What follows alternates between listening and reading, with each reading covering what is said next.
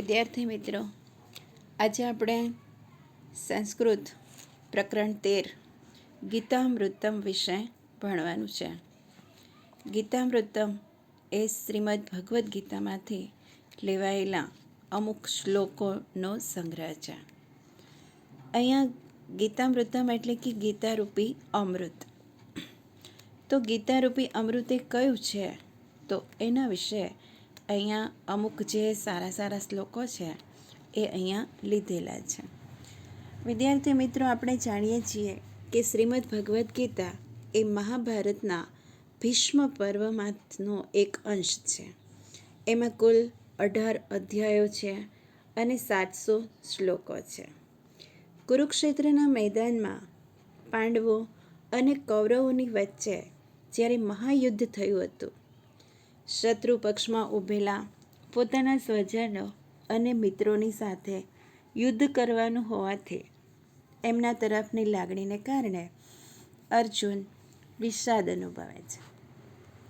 વળી સ્વજનો સાથેના યુદ્ધના પરિણામોથી ડરી જઈને યુદ્ધ કરવાનો વિચાર પડતો મૂકે છે. અર્જુનના સારથી તરીકે રહેલા ભગવાન શ્રી કૃષ્ણ તેને કર્તવ્ય અને અકર્તવ્યનો ઉપદેશ આપે છે. શ્રી કૃષ્ણનો આ ઉપદેશ એ ભગવદ્ ગીતા તરીકે અખિલ વિશ્વમાં પ્રસિદ્ધ છે. તે સમયે અર્જુનને આપવામાં આવેલો આ ઉપદેશ આજે પણ એટલો જ પ્રસ્તુત છે. જગતના તત્વજ્ઞાનના ગ્રંથોમાં ભગવદ્ ગીતા એ ઉચ્ચ સ્થાને બિરાજે છે. શ્રી કૃષ્ણ અર્જુનને સમજાવે છે કે ફળની પરવા કર્યા સિવાય પ્રત્યેક માણસ જો પોતાના કર્તવ્ય કર્મમાં લાગેલો રહે તો સંસારમાં સર્વત્ર સુખ પ્રસરી જાય એમ છે. ગીતાનો આ કેન્દ્રવર્તી ઉપદેશ છે. પ્રસ્તુત પાઠમાં ગીતાના 7 શ્લોકો પસંદ કરીને મૂકવામાં આવ્યા છે. આ શ્લોકોમાં ક્રમશઃ આત્માની અમરતા, જન્મ અને મરણની અનિવાર્યતા, કર્મયોગનું સ્વરૂપ, જ્ઞાનનો મહિમા, ભક્તના પ્રકારો તથા સ્વભાવ અને સાત્વિકી બુદ્ધિનું સ્વરૂપ, આટલી બાબતોનું નિરૂપણ થયું છે. માણસના વ્યક્તિત્વના વિકાસ માટે આ બધી જ બાબતો અત્યંત જરૂરી છે, મહત્ત્વની છે. તો જોઈએ આપણે શ્લોકો. પહેલો શ્લોક છે: ન જાયતે મ્રિયતે વા કદાચિત ન અયં ભૂત્વા ભવિતા વા ન ભૂયઃ અજો નિત્યઃ શાશ્વતો યં પુરાણો ન હન્યતે હન્યમાને શરીરે. એટલે કે 2 અને 20 જે લખેલું છે, એટલે કે બીજો અધ્યાય અને એનો 20મો શ્લોક છે. ન જાયતે મ્રિયતે વા કદાચિત. આ આત્મા કદી જન્મતો નથી. જાયતે એટલે જન્મતો નથી, મ્રિયતે એટલે મરતો નથી, વા એટલે કે અથવા, કે આ આત્મા કદી પણ જન્મતો નથી કે મરતો નથી. કદાચિત એટલે કદી પણ. આ આત્મા કદી પણ જન્મતો નથી કે મરતો નથી. ન અયં ભૂત્વા ભવિતા વા ન ભૂયઃ. ન અયં, અયં એટલે કે આત્મા, આ આત્મા ભૂત્વા એટલે થઈને, ભવિતા વા કે ફરી થવાનો પણ, ન એટલે નથી. આ આત્મા થઈને ફરી થવાનો પણ નથી. બંને લાઈન જોઈએ. આ આત્મા કદી પણ જન્મતો નથી કે મરતો નથી. આ આત્મા થઈને ફરી થવાનો પણ નથી. કદાચિત એટલે કદી પણ, એ પણ અહીંયા ધ્યાન રાખીએ. અજો નિત્યઃ શાશ્વતો યં પુરાણો. અજઃ એટલે નિત્ય, નિત્ય અજઃ એટલે અજન્મા, નિત્ય સદા રહેનારો, શાશ્વત એટલે કે સનાતન, પુરાણો એટલે કે બહુ જ જૂનો પણ અહીંયા પુરાણો. આ આત્મા સનાતન, પુરાણો, અજન્મા અને સદા રહેનારો છે. ફરી આખા શબ્દો જોજો. આ આત્મા સનાતન, પુરાણો, અજન્મા અને સદા રહેનારો છે. શાશ્વતો અયમ એ સંધિવાળો શબ્દ છે, શાશ્વતઃ પ્લસ અયમ. ન હન્યતે હન્યમાને શરીરે. હન્યમાને શરીરે એટલે કે શરીર હણાઈ જવા છતાં. ન હન્યતે હણાતો નથી. આખો જોઈએ. આ આત્મા કદી પણ જન્મતો નથી કે મરતો નથી. આ આત્મા થઈને ફરી થવાનો પણ નથી. આ આત્મા સનાતન, પુરાણો, અજન્મા, સદા રહેનારો છે. શરીર હણાઈ જવા છતાં પણ તે હણાતો નથી. બીજો શ્લોક છે, એ બીજા અધ્યાયનો 27મો શ્લોક છે. ચાતસ્ય હિ ધ્રુવો મૃત્યુ ધ્રુવમ જન્મ અમૃતસ્ય ચ તસ્માદ પરિહાર્યાર્થે ન ત્વં શોચિતુમ અર્હસि. જાતસ્ય હિ ધ્રુવો મૃત્યુ. જાતસ્ય એટલે જન્મેલાનું, હિ એટલે ખરેખર. ખરેખર જન્મેલાનું મૃત્યુ નક્કી છે. ધ્રુવમ એટલે નિશ્ચિત છે, નક્કી છે. અને ધ્રુવમ જન્મ મૃતસ્ય ચ મૃત્યુ પામેલાનો જન્મ નિશ્ચિત છે. જન્મેલાનું ખરેખર મરણ નિશ્ચિત છે અને મૃત્યુ પામેલાનો જન્મ નિશ્ચિત છે. તસ્માદ પરિહાર્યાર્થે ન ત્વં શોચિતુમ અર્હસि. તસ્માદ પરિહાર્યાર્થે ત્યાં સંધિવાળો શબ્દ છે, દ છે એનું ત થશે. તસ્માદ અપરિહાર્ય પ્લસ અર્થ, અવગ્રહનો અ. તસ્માદ અપરિહાર્યર્થે તેથી ટાળી ન શકાય તેવી બાબતમાં ન ત્વં શોચિતુમ અર્હસિ તારે શોક ન કરવો જોઈએ. તેથી ટાળી ન શકાય તેવી બાબતમાં તારે શોક ન કરવો જોઈએ. શોચિતુમ અર્હસિ એ પણ સંધિવાળો શબ્દ છે. શોચિતુમ મહલંત પ્લસ અર્હસિ. જન્મેલાનું ખરેખર મરણ નિશ્ચિત છે અને મૃત્યુ પામેલાનો જન્મ નિશ્ચિત છે. તેથી ટાળી ન શકાય તેવી બાબતમાં તારે શોક ન કરવો જોઈએ. શોચિતુમ અર્હસિ સંધિવાળો શબ્દ છે. ત્વં શોચિતુમ ન અર્હસિ એટલે કે તારે શોક ન કરવો જોઈએ. જન્મેલાનું ખરેખર મરણ નિશ્ચિત છે અને મૃત્યુ પામેલાનો જન્મ નિશ્ચિત છે. તેથી ટાળી ન શકાય તેવી બાબતમાં તારે શોક ન કરવો જોઈએ. ફરી આખા શ્લોકનું ભાષાંતર જોઈએ. જન્મેલાનું ખરેખર મરણ નિશ્ચિત છે અને મૃત્યુ પામેલાનો જન્મ નિશ્ચિત છે.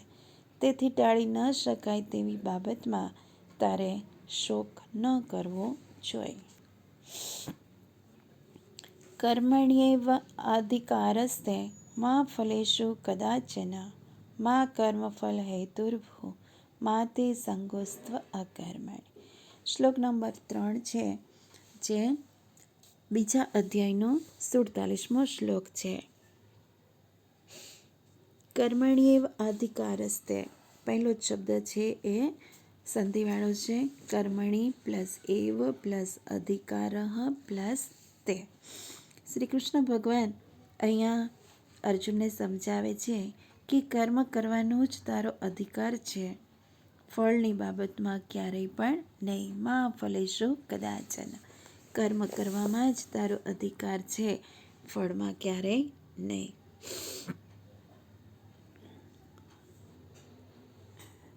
કર્મણી એવ અધિકાર કર્મ કરવામાં જ તારો અધિકાર છે. મા ફલેષુ કદાચન ફળની બાબતમાં કદી પણ નહીં. મા કર્મફલ હેતુર્ભૂ અહીંયા પણ સંધિવાળો શબ્દ છે. કર્મફલ હેતુઃ પ્લસ ભૂઃ. કર્મના ફળની ઈચ્છાવાળો તું થઈશ નહીં. મા એટલે નહીં. તું કર્મના ફળની ઈચ્છાવાળો થઈશ નહીં. મા તે સંગસ્ત્વ અકર્મણિ અને કર્મ ન કરવામાં પણ તારો સંગ ન થાઓ. અહીંયા પણ સંધિવાળો શબ્દ છે. મા તે સંગસ્તુ અકર્મણિ સંગઃ પ્લસ અસ્તુ પ્લસ અકર્મણિ. ઉ સાથે કોઈ પણ સ્વર એટલે વ, એટલા માટે અહીંયા પાછળ અસ્તુ તું લાગ્યું. મા તે સંગઃ પ્લસ અસ્તુ પ્લસ કર્મણિ, કર્મ ન કરવામાં તારો સંગ ન થાવ. કર્મ કરવામાં જ તારો અધિકાર છે, ફળની બાબતમાં કદી પણ નહીં. તું કર્મફળની ઈચ્છાવાળો થઈશ નહીં અને કર્મ ન કરવામાં તારો સંગ ન થાવ. ફરી જોઈએ. કર્મ કરવામાં જ તારો અધિકાર છે, ફળની બાબતમાં કદી પણ નહીં. ત્વમ કર્મફલ હેતુ મા ભૂ, તું કર્મના ફળની ઈચ્છાવાળો થઈશ નહીં. તે અકર્મણી સંગમાસ્તુ, કર્મ ન કરવામાં તારો સંગ ન થાય. આ શ્લોક અર્થ વિસ્તારમાં પણ આપણે લખવાનો છે. તો પ્રસ્તુત શ્લોકમાં ભગવાન કહે છે કે તારે સદૈવ કર્મ કરતા રહેવું જોઈએ. આ કર્મથી મને શું મળશે એનો તારે જરા પણ વિચાર કરવાનો નથી. ભગવાન કહે છે કે તું કર્મના ફળની ઈચ્છાવાળો થઈશ નહીં, કર્મ ન કરવામાં પણ તારી વૃત્તિ ન થાવ. જ્યારે આપણે અર્થવિસ્તાર લખીએ આ શ્લોકોના આ પાઠમાંથી, ત્યારે ગીતામૃતમ એટલે કે જે ટેક્સ્ટબુકની અંદર આગળ પ્રસ્તાવના આપેલી છે એમાંથી પ્રસ્તાવના લખશું. જ્યારે ભગવદ્ ગીતાનું લખતા હોય તો એ સુભાષિત નથી, એટલે સુભાષિતની જે અર્થવિસ્તાર મેં તમને લખાવ્યું હતું પ્રસ્તાવના, એ આમાં નથી લખવાની.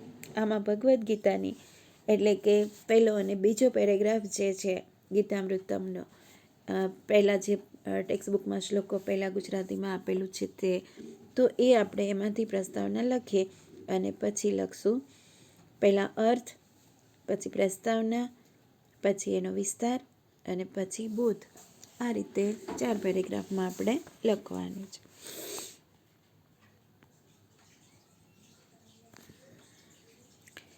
જોઈએ. તે કર્મણી સંગમાસ્તુ એટલે કે કર્મ ન કરવામાં તારો સંગ ન થાવ. એના પછીનો શ્લોક છે શ્રદ્ધાવાન લભતે જ્ઞાનમ તત્પરઃ સંયતેન્દ્રિય. શ્રદ્ધાવાન જ્ઞાન પ્રાપ્ત કરે છે, લભતે એટલે પ્રાપ્ત કરે છે. તત્પરઃ એટલે કે જે સાવધાન છે, સાવધાન અને શ્રદ્ધાવાન જ્ઞાન પ્રાપ્ત કરે છે. સંયતેન્દ્રિય એટલે કે જેની ઇન્દ્રિયો કાબૂમાં હોય તે. તો સાવધાન અને જેની ઇન્દ્રિયો કાબૂમાં હોય તે શ્રદ્ધાવાન જ્ઞાન પ્રાપ્ત કરે છે. પહેલી લાઈનનું ભાષાંતર ફરી જોઈએ. તત્પરથી લેવાનું છે. સાવધાન અને જેની ઇન્દ્રિયો કાબૂમાં હોય તે શ્રદ્ધાવાન જ્ઞાન પ્રાપ્ત કરે છે. જ્ઞાનમ લબ્ધ્વા પરામ શાંતિમ અચિરેણાધિ ગચ્છતિ. જ્ઞાનમ લબ્ધ્વા જ્ઞાન પ્રાપ્ત કરીને પરામ શાંતિમ પરમ શાંતિ અચિરેણાધિ ગચ્છતિ. અચિરેણ એટલે ટૂંક સમયમાં પરમ શાંતિ પ્રાપ્ત કરે છે. જ્ઞાન પ્રાપ્ત કરીને તે ટૂંક સમયમાં પરમ શાંતિ પ્રાપ્ત કરી છે. અચિરેણ એટલે કે ટૂંક સમયમાં. સંધિવાળો શબ્દ છે. શાંતિમ મહલંત પ્લસ અચિરેણ પ્લસ અધિગચ્છતિ. જ્ઞાન પ્રાપ્ત કરીને તે ટૂંક સમયમાં પરમ શાંતિ પામે છે. ફરી ભાષાંતર જોઈએ. સાવધાન અને જેની ઇન્દ્રિયો કાબૂમાં હોય તે શ્રદ્ધાવાન જ્ઞાન પ્રાપ્ત કરે છે. જ્ઞાન પ્રાપ્ત કરીને તે ટૂંક સમયમાં પરમ શાંતિ પ્રાપ્ત કરે છે. શ્લોક નંબર 5. ચતુર્વિધા ભજન્તે માં જનાઃ સુકૃતિનોર્જુન આર્તો જિજ્ઞાસુ અર્થાર્થે જ્ઞાની ચ ભરતર્ષભ. આ શ્લોક 7મા અધ્યાયમાંથી 16મો શ્લોક છે. ચતુર્વિધા એટલે 4 પ્રકારના, સુકૃતિનો એટલે સદાચારી માણસો. 4 પ્રકારના સદાચારી માણસો મને ભજે છે. અર્જુન અહીંયા સંબોધન શબ્દ છે. 4 પ્રકારના સદાચારી માણસો મને ભજે છે. સુકૃતિનો અર્જુન તે સંધિવાળો શબ્દ છે. સુકૃતિનઃ પ્લસ અર્જુન, વિસર્ગનો ઓ અને અવગ્રહનો અ. 4 પ્રકારના સદાચારી માણસો મને ભજે છે. મામ એટલે મને, સુકૃતિનો એટલે સદાચારી, જનહા એટલે માણસો, ચતુર્વિધા એટલે 4 પ્રકારના. 4 પ્રકારના સદાચારી માણસો મને ભજે છે. આર્તઃ એટલે દુઃખી, જિજ્ઞાસુ અર્થાર્થી અને જ્ઞાની. ભરતર્ષભ એ સંબોધન શબ્દ છે. હે ઉત્તમ ભરતવંશી રાજા અર્જુન, 4 પ્રકારના સદાચારી માણસો મને ભજે છે: દુઃખી, જિજ્ઞાસુ, અર્થાર્થી અને જ્ઞાની. આપણે એનો અન્વય જોઈએ તો હે અર્જુન, હે ભરતર્ષભ, ચતુર્વિધા સુકૃતિનઃ જનાઃ મામ ભજન્તે. આર્ત, જિજ્ઞાસુ, અર્થાર્થી, જ્ઞાની ચ. હે અર્જુન, હે ઉત્તમ ભરતવંશી રાજા, 4 પ્રકારના સદાચારી માણસો મને ભજે છે: આર્ત, જિજ્ઞાસુ, અર્થાર્થી અને જ્ઞાની. શ્લોક નંબર 6. યસ્માન્નો દ્વિજતે લોકો લોકાન્નો દ્વિજતે ચય હર્ષામર્ષભયોદ્વેગૈઃ મુક્તો યઃ સ ચ મે પ્રિય. આ શ્લોક આપણે પાકો પણ કરવાનો છે, તો ફરીવાર એકવાર જોશું. યસ્માન્નો દ્વિજતે લોકો લોકાન્નો દ્વિજતે ચય હર્ષામર્ષભયોદ્વેગૈઃ મુક્તો યઃ સ ચ મે પ્રિય. થોડા અઘરા શબ્દો છે, સંધિવાળા છે, એટલે પણ ધ્યાન રાખજો. યસ્માન્નો દ્વિજતે લોકો લોકાન્નો દ્વિજતે ચય હર્ષામર્ષભયોદ્વેગૈઃ મુક્તો યઃ સ ચ મે પ્રિય. અને આની પહેલાંનો જે શ્લોક આપણે કર્યો, બીજો શ્લોક હતો એ પણ આપણે પાકો કરવાનો છે. બીજો શ્લોક છે જાતસ્ય હિ ધ્રુવો મૃત્યુ ધ્રુવમ જન્મામૃતસ્ય ચ તસ્માદ પરિહાર્યર્થે ન ત્વં શોચિતુમર્હસि. ફરી એકવાર. જાતસ્ય હિ ધ્રુવો મૃત્યુ ધ્રુવમ જન્મામૃતસ્ય ચ તસ્માદ પરિહાર્યર્થે ન ત્વં શોચિતુમર્હસિ. યસ્માત ન પ્લસ ઉદ્વિજતે, આ સંધિવાળો શબ્દ છે. યસ્માત પ્લસ ન પ્લસ ઉદ્વિજતે. યસ્માત એટલે જેનાથી, ઉદ્વિજતે એટલે ઉદ્વેગ પામતા નથી. જેનાથી કોઈ લોકો ઉદ્વેગ પામતા નથી. અને લોકાત ન ઉદ્વિજતે, એ પણ સંધિ છે.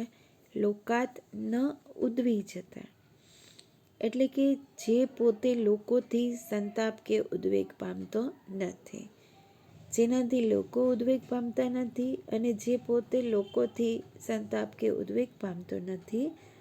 હર્ષામર્ષ ભયોદ્વેગૈઃ, હર્ષ, અમર્ષ, ભય અને ઉદ્વેગ. અહીંયા પણ સંધિવાળો શબ્દ છે. હર્ષ ચ, અમર્ષ ચ, ભય ચ, ઉદ્વેગ ચ. હર્ષ, અમર્ષ એટલે કે સહનશીલતા, ભય અને ઉદ્વેગ. આ સમાસ પણ છે. અહીંયા જોઈએ આપણે અમર્ષ એટલે શું? તો અમર્ષ એટલે કે જે અનુકૂળ સ્થિતિમાં હર્ષનો અનુભવ કરતા રહેવાની વૃત્તિ હોય એને હર્ષ કહેવાય. અને પારકાના સુખને સહન ન કરી શકવાની વૃત્તિ હોય એને અમર્ષ કહેવાય. અમર્ષ એટલે કે પારકાના સુખને સહન ન કરી શકવાની વૃત્તિ. આપણે જોઈએ કે ઘણા બધા લોકો એવા હોય છે કે બીજાનું સુખ જોઈને એ પોતે દુઃખી થાય. તો એવા લોકોની અહીંયા વાત કરી છે. હર્ષ એટલે કે અનુકૂળ સ્થિતિમાં હર્ષનો અનુભવ કરતા રહેવાની વૃત્તિ. અને અમર્ષ એટલે પારકાના સુખને સહન ન કરવાની શક્તિ. ભય અને ઉદ્વેગથી જે મુક્તો એટલે મુક્ત છે. સચ મે પ્રિય, જે મુક્ત થયેલો છે તે મને પ્રિય છે. જે હર્ષ, અમર્ષ, ભય અને ઉદ્વેગથી જે મુક્ત થયેલો છે તે મને પ્રિય છે. લોકઃ યસ્માત ન ઉદ્વિજતે, લોકો જેનાથી ઉદ્વેગ પામતા નથી. યહ ચ લોકાત ન ઉદ્વિજ્યતે, જેનાથી લોકો ઉદ્વેગ પામતા નથી અને જે લોકોથી ઉદ્વેગ પામતો નથી.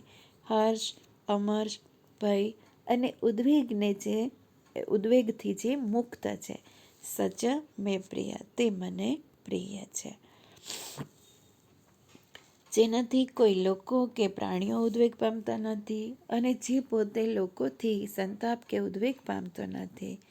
જે હર્ષ, અમર્ષ, સહનશીલતા, ભય અને ઉદ્વેગથી મુક્ત થયેલો છે, તે મને પ્રિય છે. અહીંયા હર્ષ, અમર્ષ, ભય, ઉદ્વેગ ઇતરેતર દ્વંદ્વ સમાસ છે. આગળનો શ્લોક જોઈએ. પ્રવૃત્તિમ ચ નિવૃત્તિમ ચ કાર્ય અકાર્ય ભયાભયે બંધમ મોક્ષમ ચ યો વેત્તિ બુદ્ધિ સા પાર્થ સાત્વિકે. પ્રવૃત્તિ અને નિવૃત્તિ, કાર્ય અકાર્ય એટલે કર્તવ્ય અને અકર્તવ્ય, ભય અભય એટલે ભય અને અભય. તો આ બધા ઇતરેતર દ્વંદ્વ સમાસના ઉદાહરણો છે. કાર્યમ અકાર્યમ, ભયમ અભયમ. બંધમ મોક્ષમ, બંધન અને મોક્ષ. યો વેત્તિ, વેત્તિ એટલે કે જાણે છે, જે જાણે છે. સા પાર્થ સાત્વિકી બુદ્ધિ, હે પાર્થ, તે બુદ્ધિ સાત્વિક બુદ્ધિ છે. હે પાર્થ, જે બુદ્ધિ પ્રવૃત્તિ, નિવૃત્તિ, કર્તવ્ય, અકર્તવ્ય, ભય અને અભય, બંધન અને મોક્ષને જાણે છે, તે સાત્વિક બુદ્ધિ છે. શ્રી કૃષ્ણ ભગવાને અહીંયા ભગવદ્ ગીતાની અંદર સત્વ, રજસ અને તમસ એ 3 પ્રકારના ગુણોની પણ વાત કરેલી છે. તો એ પ્રમાણે સાત્વિક, જે સત્વગુણ પ્રધાન લોકો હોય, જેનામાં સત્વગુણ વધારે હોય, તેવાને સાત્વિકી બુદ્ધિ કહેવાય. એ લોકોની બુદ્ધિને સાત્વિકી બુદ્ધિ કહેવામાં આવે છે. તો આ રીતે અહીંયા એનું ભાષાંતર થાય છે.